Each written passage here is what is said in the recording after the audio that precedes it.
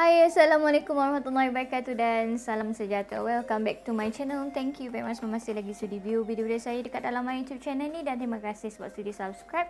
Yang belum subscribe, tekan butang merah dekat bawah tu, dan jangan lupa tekan juga butang notification supaya anda tidak ketinggalan sebenarnya video dekat dalam my YouTube channel ni. Dah malas nak buat intro banyak kali dah daripada tadi. Tak jadi. Okay, biasalah hari Minggu kan. Apa yang anda expect untuk hari Minggu? Kan?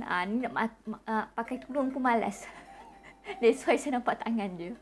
Whatever, okay. Saya nak buat review sikit berkenaan produk ni, but review santai saja. Untuk pengetahuan semua, saya memang tak ada basic dalam bidang IT apa semua, tapi saya minat, okay. Saya minat dengan gadget, okay. Jadi kalau mungkin penerangan saya nampak macam orang-orang yang betul-betul awam, okay. So I'm so sorry for that, okay. Tapi kalau macam ada benda yang saya salah, anda boleh komen dekat ruang dekat bawah. Saya tak nak ikut kalau saya salah. Okay. Okay, back to my review today. Okay, pasal mechanical keyboard. Okay, by the way, this is the first keyboard yang saya purchase, okay, untuk saya punya home office. Dan saya pernah ada wireless keyboard sebelum ini, tapi memang wireless keyboard beli dekat Shopee lah, harga dalam lebih 20 lebih ringgit.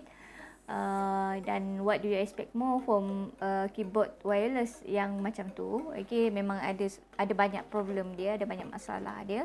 Okay, lagi-lagi dia wireless kan. Wireless ni salah satu masalah dia kalau dia macam daripada segi connection dia lah. Kadang-kadang dia tak dapat connect ke apa ke. Apa bising tu ni? Senyap sikit kau. Senyap sikit. Okay. Kalau macam wireless keyboard, satu masalah dia adalah daripada segi dia nak connect ataupun mungkin ada lost connections, okay, dengan you punya laptop ke ataupun dia punya tempat untuk sambungan tu.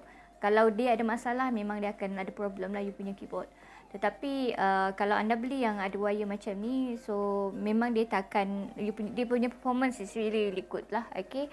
Tapi saya macam ni, okay, kalau keyboard, saya tak nampak sangat dia punya harga sebagai satu masalah, okay. Walaupun memanglah kita akan cari yang budget friendly, okay, murah tetapi ada kualiti. So saya sebagai pembeli pertama, saya sangat-sangat impressed, okay, dengan mechanical keyboard DK5.0 ini. Nampak dekat sini kan, first player gaming gears. Okay, by the way, saya tak main game. Okay, saya tak main game. Even saya punya handphone pun saya tak ada game. Okay, maybe one day kalau saya berminat saya nak main game, saya main game. Tapi saya tak suka main game dan saya memang bukan pemain game. Jadi kenapa saya beli mechanical keyboard ni? Sebab saya suka dia punya bunyi. Okay, saya tak boleh tekan, nanti tukar pula muzik kat sana.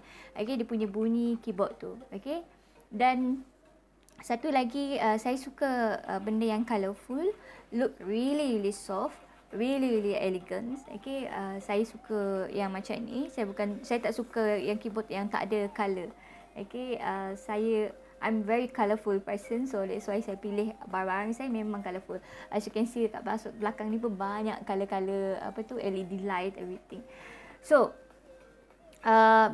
yang ni dia banyak kelebihan, okay. Maaf kalau saya sebut perkataan ni secara salah, nanti anda betulkan saya dekat bawah. Dia boleh dia ada LED effect dia, okay. Dia boleh tukar 13 LED effect, okay. Macam-macam anda boleh tukar dekat sini, macam-macam bentuk. Kalau yang macam ni, pattern macam ni kan, anda boleh tukar dia dalam bentuk yang static like this. Okay, dia tak ada colour yang bergerak, even though dalam kamera dia nampak ada sedikit pergerakan, maybe of keadaan kamera. Tapi kalau anda nampak daripada mata saya sendiri dekat sini, dia tak ada pergerakan apa-apa. Look really nice, dan mata kita pun tak sakit lah kalau kita tengok bergerak. Tapi ada masanya kita memang sukakan pergerakan, okay, pergerakan pattern dia lah, okay. So yang ni kalau anda nampak dekat sini, dia bergerak daripada atas macam ni, okay. So pattern yang lain antaranya adalah like this, okay. Yang ni macam ni tadi, dia sepatutnya moving inside agak, dia bergerak, okay. Dia really smooth, even tu dalam video mungkin dia nampak sedikit laju, anda boleh perlahankan dia sebenarnya, okay. So di pattern dia, okay, antara lain yang ni Okay korang, I'm so sorry. Tadi ada masalah sikit dengan saya punya audio. Ini saya punya video. Saya dah fed up nak record. So this one saya tunjuk je lah pada korang bagaimana saya tukar warna dia. Yang ni dia boleh tukar kepada 8 warna tau. So this one is really interesting. Okay, dia boleh tukar pada 8 color RGB. Okay, dan dia boleh tukar pattern juga. Pattern macam mana yang saya tunjuk sebelum ini dalam video yang stop tiba-tiba tu. So dia yang ni anda boleh tengok daripada atas lah macam mana bentuk tukar warna, tukar pattern. Okay, bila anda tekan certain key tu, okay, dia ada dalam buku manual dia, so anda boleh tengok sendiri. So yang ni saya tunjukkan kepada anda bagaimana pattern dia kalau daripada dekat. So yang ni saya tunjukkan kepada anda bagaimana orang cakap ni bunyi keyboard tu. Okay, dan dia tak annoying sangat, still okay. Dan I hope this video will help you to pilih okay, mana yang anda berminat lah. So I think that's all for me. Thank you very much for watching and have a good day guys. Assalamualaikum warahmatullahi wabarakatuh dan salam sejahtera. Bye bye. Okay, sebelum lupa, bagi anda yang nak purchase this keyboard, anda boleh tekan link pada bahagian dekat bawah. So anda boleh purchase dekat situ lah. Okay, saya pastikan yang review dan tempatnya memang okay.